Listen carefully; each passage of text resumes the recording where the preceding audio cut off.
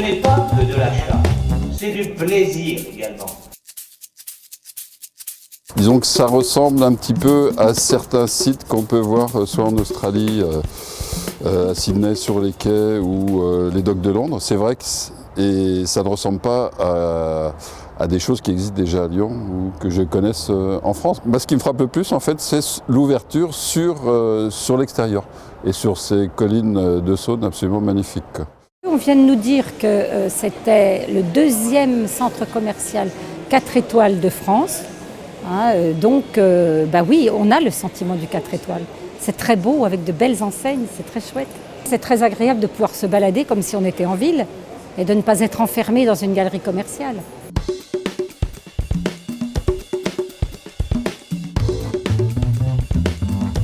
Un centre commercial, c'est un centre commercial, donc il faut des marques populaires, des enseignes populaires qui apportent un chiffre d'affaires. Il ne faut pas oublier l'argent, c'est quand même du business. Ensuite, il y a quelques marques qui sont des vraies nouveautés. Je pense aux Espagnols de Suite Blanco, je pense à Hollister, je pense au retour de Mougy, qui est une enseigne de déco à Lyon qui avait disparu depuis quelques temps. C'est quand même bien qu'une métropole comme Lyon puisse avoir ce type d'enseigne aujourd'hui. Il y a beaucoup de choses. Il y a le côté ludique de la voiture main de fer qui traverse et qui évoque un circuit enfantin. Il y a la transparence de la structure. Parce qu'on ne peut pas parler d'un bâtiment, mais de plusieurs, réunis ou chapeautés par un toit blanc, en tout cas qui laisse irradier la lumière de jour.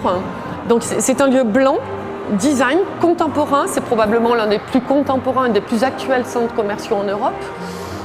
Très confortable, avec des assises design, des garde-corps en verre. Il y a des enseignes intéressantes. L'arrivée d'Apple Store, c'est pas négligeable. Une enseigne comme Swarovski où nous sommes ici, c'est une enseigne ultra qualitative. Tournaire, le bijoutier lyonnais qui vient s'installer ici, c'est un signe d'élégance, de qualité. Des métiers de bouche. La maison Célérier en partenariat avec la chocolaterie Sèvres. Ça, c'est des marques, des anciennes lyonnaises de renom qui sont en train de faire le Lyon d'aujourd'hui. C'est-à-dire que quand vous êtes à Bellecour, contrairement à ce qu'on pourrait penser, il suffit de passer de l'autre côté de Perrache et puis on y est.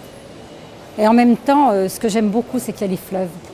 Il y a les jardins, il y a tout ça. Quand il va faire beau, avec le Vaporetto qui vient accoster et tout ça, ça peut être un vrai but de balade. C'est un concept novateur, donc il va falloir que les gens, les consommateurs se l'approprient. Et c'est des bons sujets d'articles. Là, il y a une dizaine de bons sujets d'articles parce qu'il y a plein de marques que je ne connais pas.